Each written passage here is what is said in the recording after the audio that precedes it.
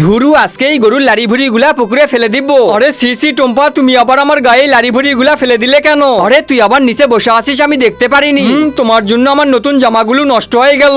নষ্ট হয়েছে তো কি হয়েছে, বাড়ি গিয়ে ধুয়ে নিবি।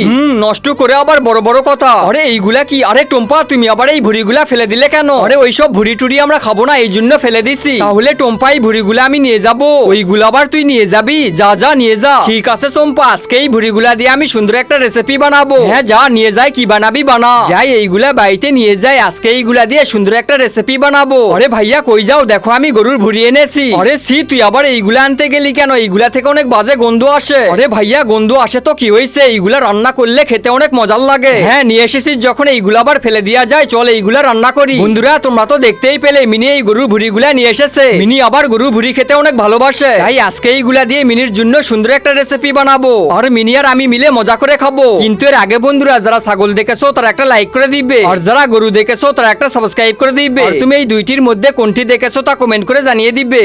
ভাইয়া তুমি তো অনেক সুন্দর রান্না করেছো।